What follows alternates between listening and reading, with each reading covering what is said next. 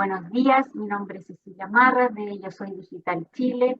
Estamos en una nueva sesión para todos ustedes, presentarles, como siempre, cuando hay un invitado, un invitado, una invitada nueva al panel. Para nosotros es un gusto, una maravilla estar con mi querida Trini Siles, licenciada en castellano de la Pontificia Universidad Católica, tiene geriatría social en la Universidad Católica y creadora del emprendimiento Contracuento y Marea, donde desarrolla talleres de lectura y de memoria cultural en residencias y en la Municipalidad de Las Condes y Providencia. También nuestra querida Viviana Masorio, formadora de formadores y escritora. Y también parece que anda escribiendo algunas poesías por ahí. Y nuestra invitada de hoy es Macarena Barros Aspillaga, asistente social de la Universidad Católica, licenciada en teología de la misma universidad, profesora de la Universidad Católica y magíster en gestión educacional. También tiene un postítulo en gestión educativa de la USACH, de la Universidad de Chile. Así que le paso la palabra a Macarena para que salude al público. Adelante, Macarena. Muchas gracias. Más que comentar un cuento, esta es una gran oportunidad para entrarse en el mundo de las letras y de las palabras, para mirar el mundo, encontrarle sentido. Estoy en un taller y me dice la Clarita, que es la que nos anima, que la familia es importante. Y en este cuento lo ratifico. Así que les voy a hablar muy sencillo desde una persona que vive en el campo, que tiene la capacidad como contemplar de ver y sobre todo de escuchar lo que nos quieren decir los demás. Muchas gracias por invitarme. Gracias, Macarena. Eso es empatía, escuchar a los demás. Muchas gracias y acuérdate de hacer talleres porque yo creo que tienes la tela para eso. Así que a ver Gracias. si yo te puedo apoyar en eso. Y ahora nos vamos con la Trini. Adelante, Trini. Buenos días a todos, muy bienvenida Macarena, a mis Gracias. compañeras, un abrazo como siempre y hoy voy a presentarles un segundo cuento de un autor que ya vimos que es Tobias Wolff. El cuento lleva como título La noche en cuestión y fue presentado en el New Yorker el año 96, 1996. La noche en cuestión. Francis ha acercado a casa de su hermano para consolarlo de su último desengaño amoroso, pero Frank le arroja el sermón que había oído aquella tarde, que lo había dejado en un estado de completa exaltación. Hacía 3 años, Frank se había estrellado con el coche de Francis contra la mediana de la autopista y había estado al borde de la muerte. Luego volvió a estar a punto de morir de un ataque epiléptico cuando se sometió al tratamiento de desintoxicación.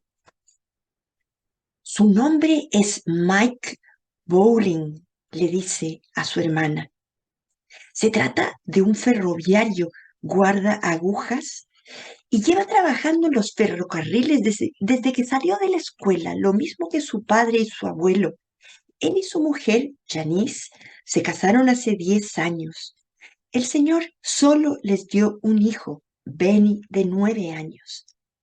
Benny era un buen estudiante y deportista por naturaleza, pero sobre todo un mecánico nato. Algo terrible iba a suceder en aquella historia.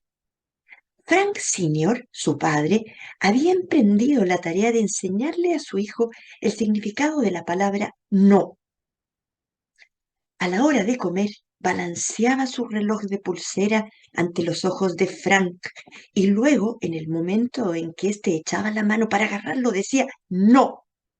Frank no se aprendía la lección y en cuanto le ofrecían el reloj se apresuraba a agarrarlo. Francis seguía el ejemplo de su madre y se callaba. Tenía 8 años y aunque temía la atención de su padre, un día su padre le dio una bofetada a Frank. Fue la víspera del año nuevo. Frank, con el rostro encarnado y revolviéndose en el asiento, reunía fuerzas para gritar. Francis vio su desconcierto, miró a su madre que tenía los ojos cerrados. Su padre se dio cuenta del mal que acababa de hacer y esperó, temblando, que le recriminaran. ¿Qué habría sucedido si su madre se hubiera levantado de un salto y se hubiera enfrentado a él diciéndole que parara de una vez y para siempre? ¿O si sencillamente lo hubiera mirado confirmándole su vergüenza? Su madre no podía permitirse ver aquello a lo que no tenía las fuerzas para oponerse. Su corazón estaba enfermo. 3 años después, falleció. Francis sí que se enfrentó a su padre, desafiando sus órdenes. Le llevaba comida a Frank cuando éste estaba confinado en su habitación. Se alzaba en su defensa y le animaba a defenderse. Frank Sr. había decidido que su hijo necesitaba que lo domaran, pero él no se dejaba domar. Hacía todo lo que su padre le decía que no hiciera, y Francis le incitaba a ello y le consolaba cuando era descubierto. Llegó un momento en que su padre dejó de explicar las razones de su descontento. Una noche, Francis agarró el cinturón con el que su padre corría tras de Frank. Francis le atacó por la espalda y los tres fueron chocándose y dando tumbo por habitaciones. Francis se encontró tirada en el suelo con un labio partido y un zumbido en los oídos, riéndose como una loca. Frank estaba llorando. Esa fue la primera vez. Frank Sr. le tenía prohibido prácticamente todo a su hijo. Francis no le prohibía absolutamente nada. Le había invadido su casa, le había causado problemas en el trabajo y casi había arruinado su matrimonio. Su marido nunca le había perdonado lo que para él era la complicidad de Francis en aquella pesadilla. No sabía lo que era sentirse desvalido y solo. El capataz de Mike lo llamó para pedirle que hiciera el turno de otro compañero en el puesto del puente levadizo en el que llevaba trabajando un tiempo. Janice, su señora, estaba en una reunión de la asociación de padres. No tenía más remedio el padre que llevarse a Benny con él. Nadie decía nada. Benny siempre se portaba bien y era una ocasión para que el padre e hijo afianzaran su camaradería de hombres sin mujeres alrededor. Una cruda noche de invierno.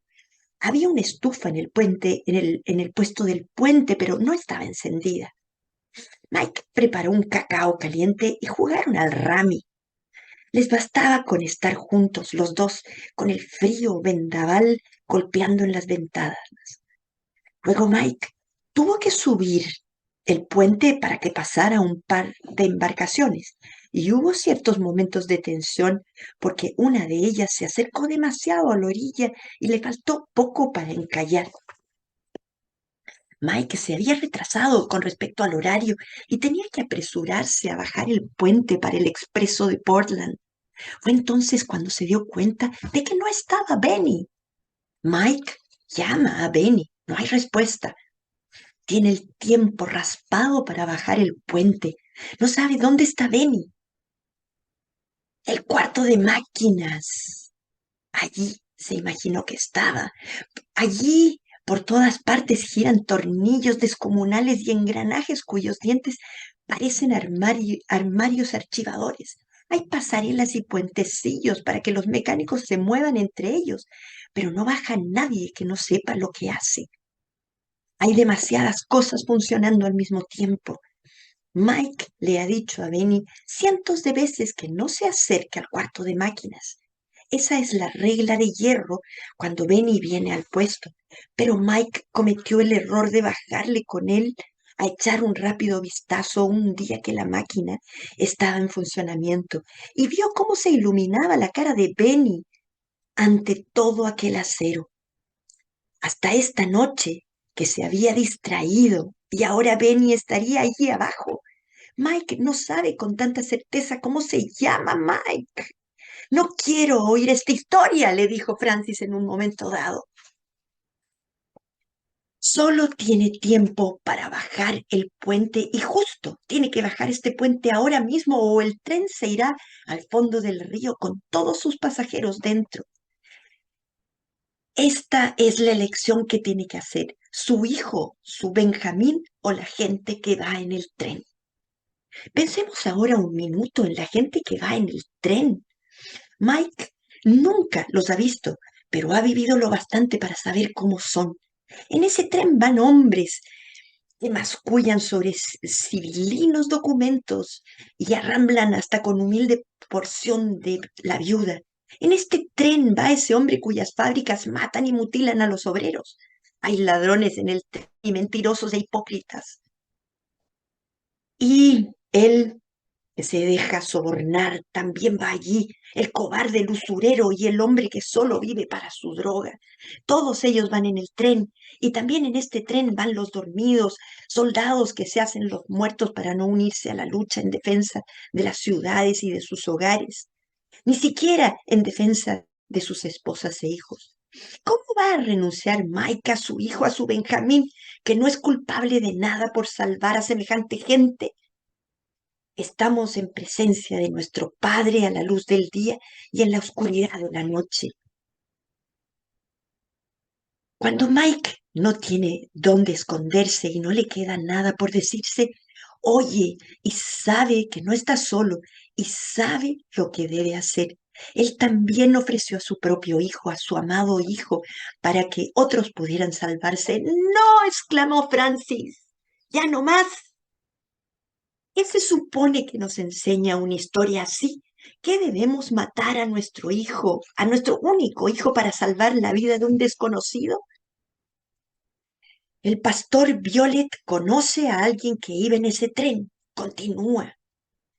El drogadicto. A todo el mundo quiere mostrarle que el sacrificio de Mike no ha sido en vano. ¿De verdad me harías picadillo? Le dice Francis. ¿De verdad, Frank, apretarías el botón si fuera yo la que estaba atrapada en la salida de las máquinas? Él nunca nos pondría una pistola en la sien. Dios jamás lo haría. ¿Y qué me dices del infierno?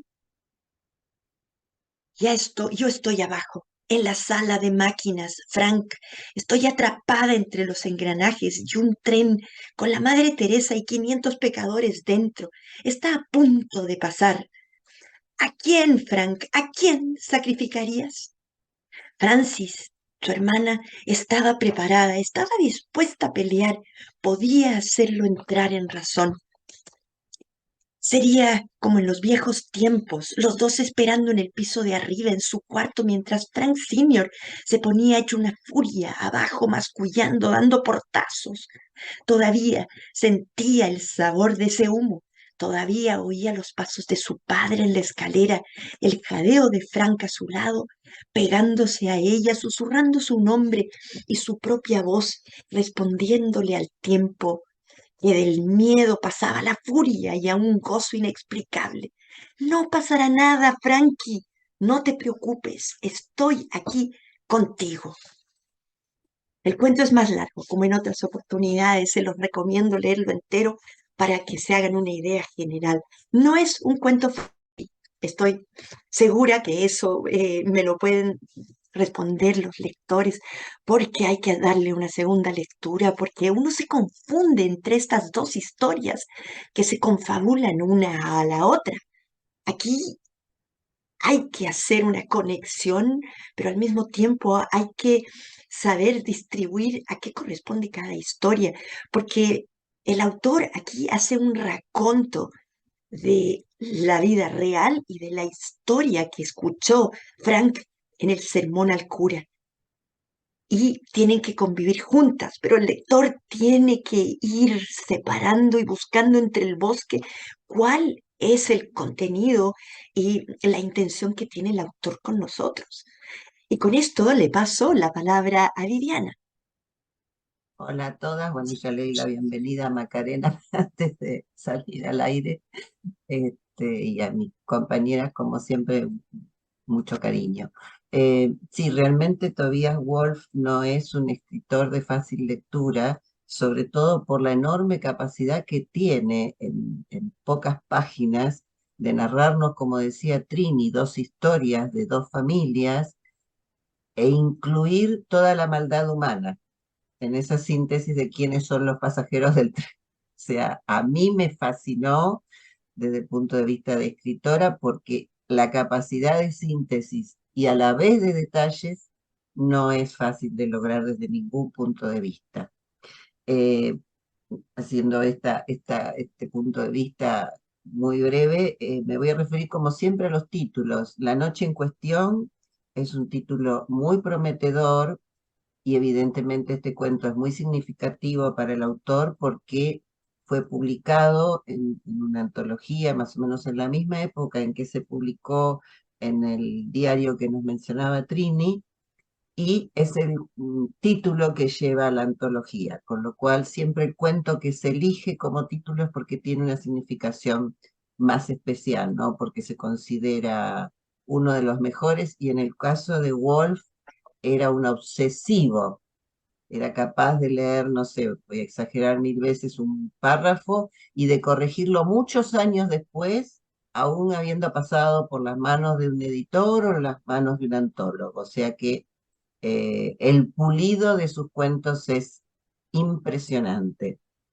Eh, lo que sí me, me impresiona es que no es una noche cualquiera ni para Franz ni para Frank, porque es como que rememoran, especialmente ella, la hermana, toda su historia de infancia.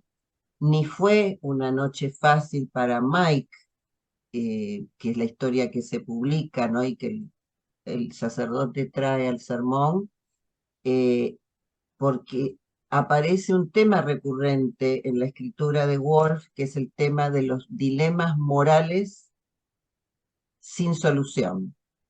O sea, cualquiera de las opciones que se elijan son opciones terribles que van a dejar un daño muy importante y que en este caso están hablando de vida y de muerte. O mueren los pasajeros del tren o muere ese bien amado hijo que es Benny.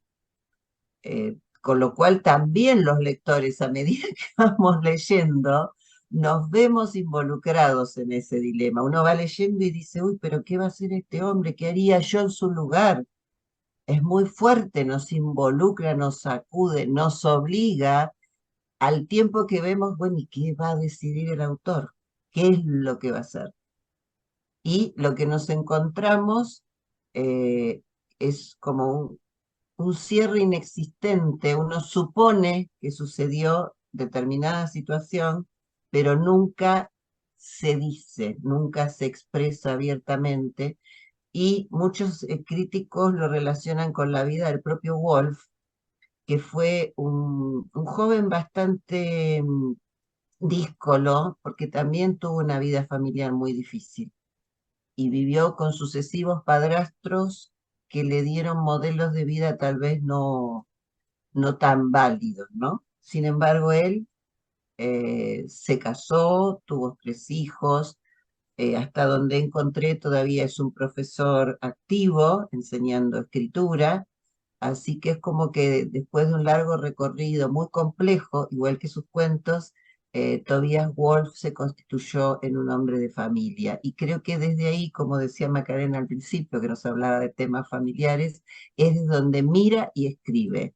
Me gustaría en la segunda parte hablar un poquito de los roles y de la dinámica familiar que aparece acá, que es muy, muy interesante y que creo que también orienta en esta lectura de 2 historias, como nos decía Trini, que nos obligan a qué pasa acá, quién es quién, hacia dónde vamos, quién está hablando ahora, qué dice, qué le pasó. Así que bueno, adelante Macarena y feliz de escucharte.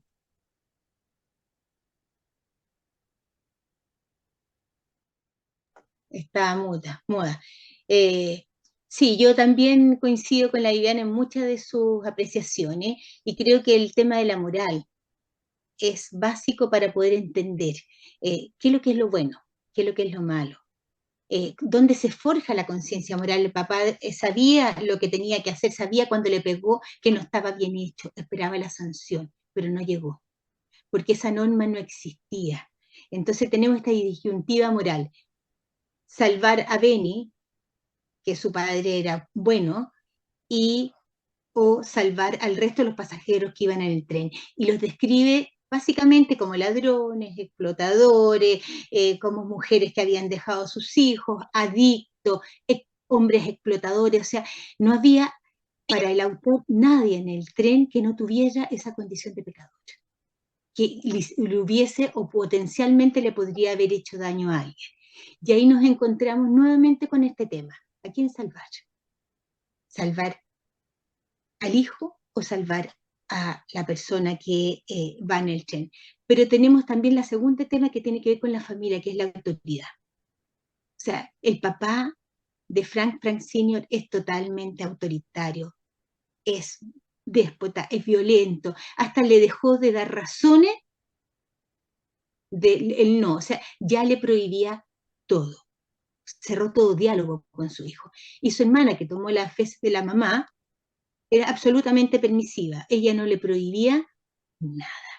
Entonces, ¿qué es lo que hacía este niño que no tenía la conciencia moral, que era totalmente desafiante, que se imponía no solamente a la autoridad de su padre, sino que del mundo entero? Hacía lo que él quería.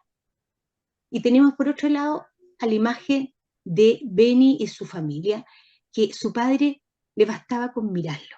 O sea, había confianza, había complicidad, habían relaciones, era un rol de un padre totalmente activo. Que si ese día el niño estaba en la sala de máquinas por su fascinación a la mecánica, no es porque el niño no supiera dónde no debía estar, tenía la conciencia moral, sino que básicamente que estuvo ahí porque fue mayor a su fuerza. Y este padre amaba profundamente y respetaba al niño. Entonces tenemos estos dos contrastes de familia, una familia totalmente funcional y una familia que es tan violenta, tan desarticuladora de la vida social, que finalmente le impide reconocer el bien y el mal. Y ahí vamos a ver en la segunda parte la importancia de este pastor, porque el sermón tiene una visión moralista también respecto de la actuación de la persona humana. Gracias, Macarena. Yo me siento como dijo la Trini, lo leí, como dijo la Trini también.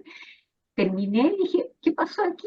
Tuve que volver a leerlo y dije, no, voy a recoger acá con una caña de pescar el análisis de cada una, la verdad que es fantástico.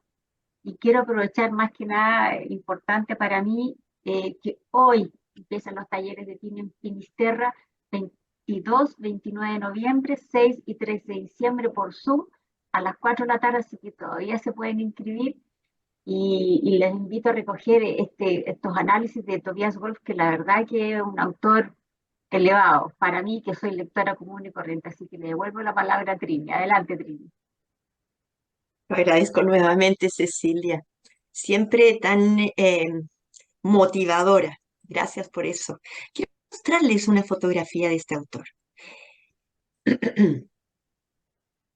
Voy entonces a la pantalla. La tienen con ustedes, ¿verdad? Sí, perfecto.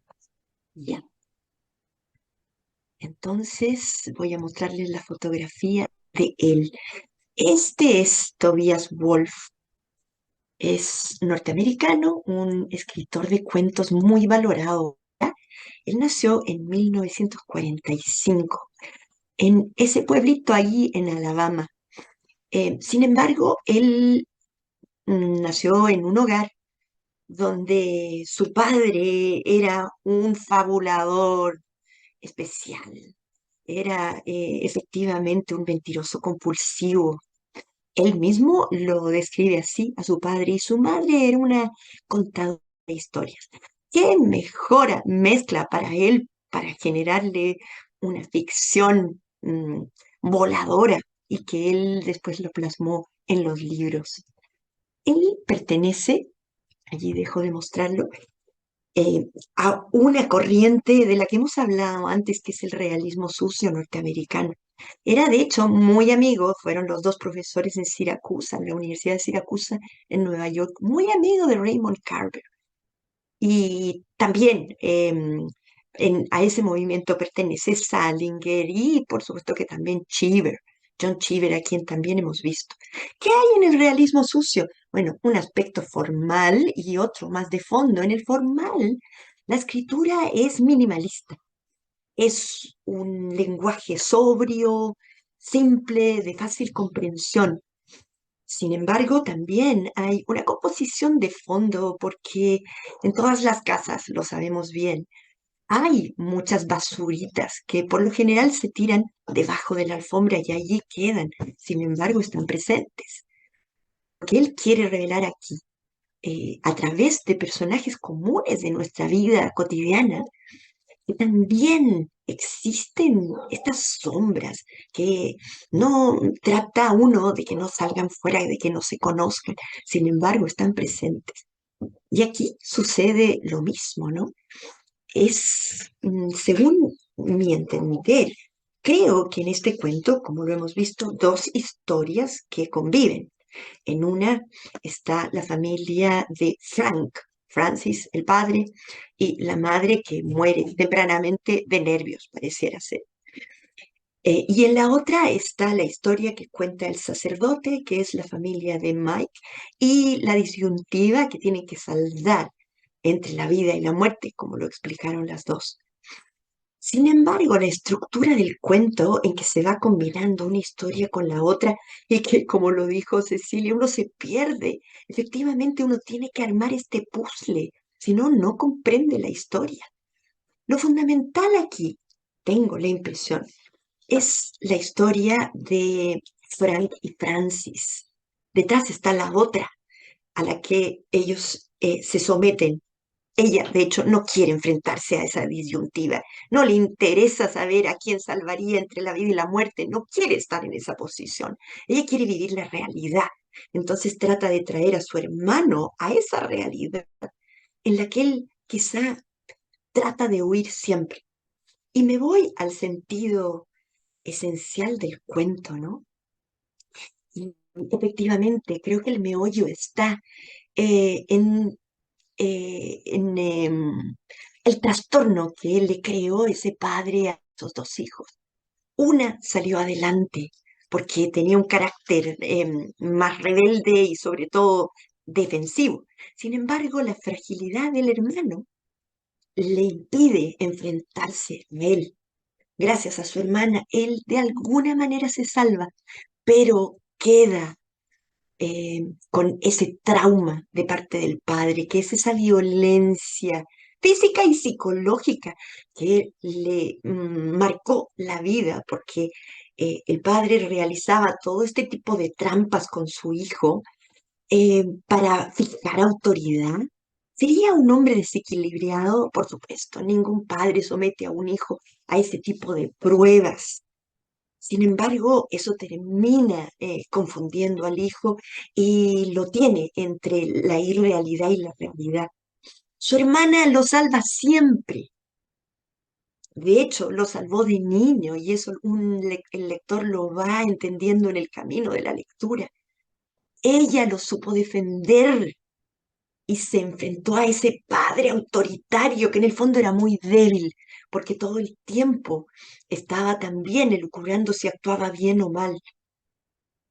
La madre tiene un papel fundamental. La madre no tiene el carácter, no tiene el poder de enfrentarse a ese padre cuando pudo haberlo hecho en un momento dado y haberle dicho, basta, como le dijo Francis con el cuento que le quería confabular su hermano. Basta, no quiero seguir oyendo.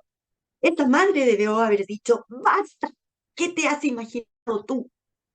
Tú no puedes seguir tratando de esta manera a Frank y creando este ambiente tan, antipático y sórdido en nuestra casa. Sin embargo, ella falló, cayó, no pudo, su fragilidad fue más igual que la de Frank, que termina también muy enfermo. Ese niño que me da la idea que podía representar un poco el niño en el tren, ¿no? El hijo de Mike, que tiene más o menos la misma edad, pero ese era un hijo especial, me da la idea que con muy baja inteligencia emocional, ¿no? Porque, claro, era experto en maquinaria, sin embargo, no sabía actuar muy bien ni distinguir la realidad de la ficción, ¿no? Me encanta este cuento, me gusta muchísimo cómo le plantea al lector un desafío desafío interesante en el que si no participa, la historia no se construye del todo. Muy bien, muchas gracias. Ahora sí, le cedo la palabra a Viviana. Gracias, Trini. Bueno, yo desconozco el conocimiento del psicoanálisis que pudo haber tenido o que tiene Tobias Wolff, ¿no? Pero me impresiona que recurre todo el tiempo, y así se configura la historia, a relaciones triangulares, que es la base del psicoanálisis. O sea, nosotros como seres, una de las bases, ¿no? Como seres humanos, nos constituimos en una relación triangular que es padre, madre, hijo, ¿no? Que es la que aparece en las dos historias. Mike, Benny y Janice, que es la mamá, ¿no? Que no hemos dado su nombre hasta ahora de la esposa de Mike. Y por el otro lado, Frank, el padre y la madre, y Francis, el padre y la madre. Y también hay una relación triangular entre los pasajeros del tren, Mike y Benny. O sea, no concretamente, pero si lo tomamos simbólicamente, están absolutamente presentes estos triángulos. Y hay otra que pasa así como muy rapidita, que es la relación entre Francis, su esposo, y la familia, específicamente en Frank, porque eh, pareciera o podríamos decir que Frank tiene unas actitudes, dado lo que ha vivido, destructivas y autodestructivas. Él destruyó el coche de Francis teniendo un accidente terrible, se autodestruyó en un proceso de desintoxicación, seguramente por no cumplir las reglas, y también se interpone entre el marido y Francis porque el marido no está de acuerdo con lo que Francis hace con su hermano. Y en todos estos triángulos aparece una palabra que en términos de límites es muy importante y que se menciona en el cuento, que es la instalación del no. El no se instala, debería instalarse a temprana edad. Hoy vemos las consecuencias de que no se instalen muchos niños. Y en este caso es lo que intentaba este padre a través de métodos pavorosos. A mí la escena donde describe a los niños atacando a su padre y revolcándose los tres, dañándose, golpeándose, les puedo decir que me puso los pelos de punta. Me provocó, no sé, un dolor, porque que padre, madre, padre, hermana, hijo lleguen a ese punto, me pareció espantoso. Y así como Trini destacó el papel de esta mamá ausente, porque no interviene para nada, a mí me gustaría destacar el rol de Francis, esta hermana que se corre de su rol como hermana para asumir un rol de defensora. Yo la vi casi como una heroína, porque ella dice que lo defendió siendo mayor de todos los bravucones con los que Frank, por su falta de capacidad para insertarse socialmente o para relacionarse con gente de no muy buena catadura, se vio enfrentado. Y es ella siempre la que está presente defendiéndolo y protegiéndolo. Entonces, se nota que intuitiva o, no sé, académicamente, Tobias Wolff manejaba conocimientos de psicología, o también, como antes apenas lo mencioné, surge del problema de sus propias relaciones familiares. Pareciera, por lo que cuenta su biografía, que nunca tuvo una imagen de padre. Trini, con de muy buena manera nos describió la temática de su papá y su mamá. Y hay una frase que me impresionó de su biografía que dice que no se sabe si su sabiduría la aprendió en el ejército donde estuvo. Ahí lo veíamos con sus tremendos bigotes castrenses, ¿no? Que dice que los mantiene, y también actitudes castrenses. O sea que como que en Wolff han jugado dos extremos, ¿no?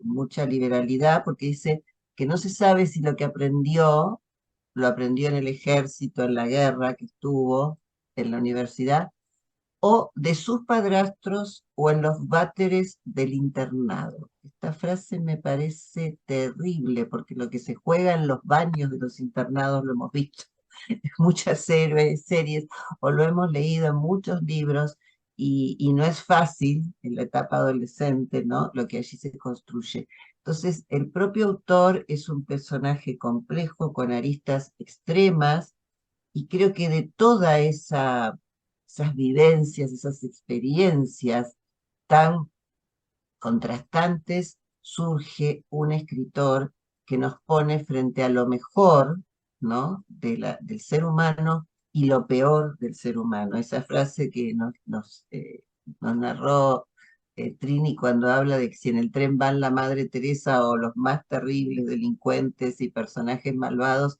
creo que es un resumen de lo que es la humanidad. Así que léanlo con mucha paciencia, reléanlo y tal vez les sea útil estos puntos que hemos señalado como para entenderlo un poquito más. A mí los aportes de mis tres compañeras también me han abierto nuevos pensamientos, así que vale la pena compartir la experiencia. Muchas gracias y que disfruten a Tobias Wolff. Adelante, Mac.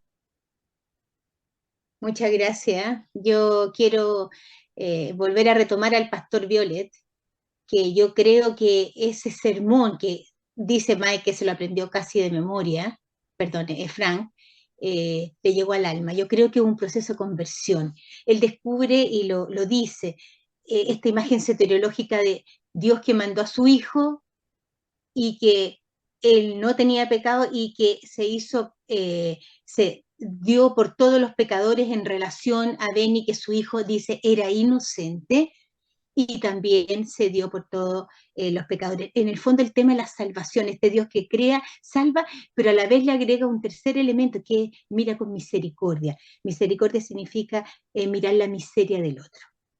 Y nos dice el cuento que Frank había vivido mucho para saber cómo eran los otros. ¿Y quién eran los otros? Básicamente ahí está el contraste entre el bueno y el malo con las personas que iban en el tren.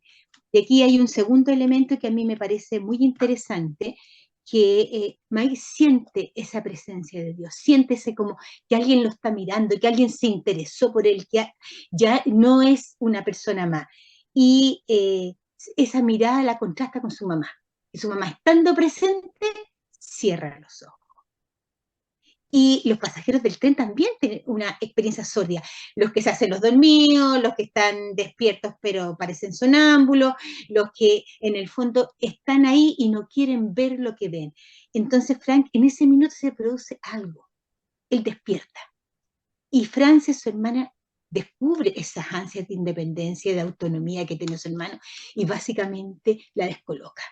Ella no quiere que su hermano empiece a tener esa libertad que ella creía que con su sobreprotección se la daba a ella. Entonces lo empieza a desafiar. Primero lo plantea, dice, es verdad, ¿cómo va a matar un padre a un hijo por alguien que no conoce? Y Frank le dice, eso a ti no te interesa, no te empeñes en probarme. Y después básicamente ya se enfrenta al tema de la divinidad y le dice, Dios me va a poner una pistola, es decir, me va a hacer mal. Y tenemos el contraste cuando ella lo defendía. Y en ese minuto ella le insiste y él le dice, tú no eres juez. Le quita esa capacidad para mirar la realidad y para analizarla como toda la vida la había hecho desde los ojos de ella. Era hacerlo desde su propia experiencia. Entonces a mí me llama la atención Frances, que había sido la buena y ahora quería que le reconocieran todo.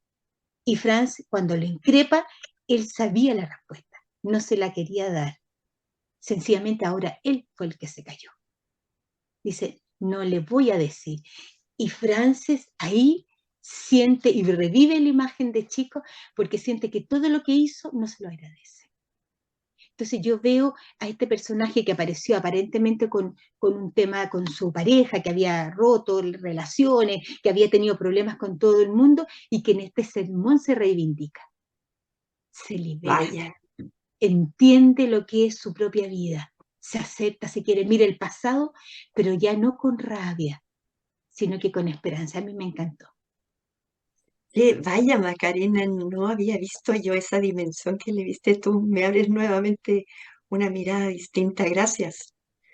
Sí, yo estaba pensando lo mismo, qué genial el cuento, cómo Trini, Viviana y Macarena le dieron una vuelta de tuerca al cuento, nos regalaron esta mirada distinta que yo tampoco la había visto, porque la verdad que un cuento bien para un lector normal, bien, no muy sencillo en realidad. Así que les agradezco a las tres por esta nueva mirada para que el radio escucha pueda volver a leer el cuento y con estos comentarios puedan entender mucho mejor de lo que hoy día tratamos de entregarles. Y yo súper agradecida, gracias Macarena por tu mirada Gracias. desde tu profesión, ¿cierto? Desde tu Claro. estudio, muy interesante, te agradecemos un montón, así que a seguir incentivando la literatura. Macarena está ahí en Melipilla, para que vean que el Zoom es mágico, nos une a través de muchos kilómetros, así que nada impide que hagan un curso o se metan a este club de lectura a empaparse de todos estos comentarios, así que les agradecemos un montón y siempre fíjense que en los cuentos hay un elemento que es el puente. Hoy día era el tren y el coche. Eso siempre acá en el equipo se rescata, que es interesante los elementos que van usando los autores, muchas veces parte de sus vidas, muy, muy interesante. No es que nosotros le pongamos aquí un cuento triste, sino que son las vidas de los autores. Así que muy interesante. Agradecemos la participación de Macarena, de Viviana, de Trini. Hasta la próxima semana. Macarena, no te vayas para despedirnos fuera de cámara, así que un abrazo muy grande y si necesitan Gracias. cuento, por favor, pídanos Gracias, para que Trini y nosotros Viviana. Muchas se los gracias. mandamos.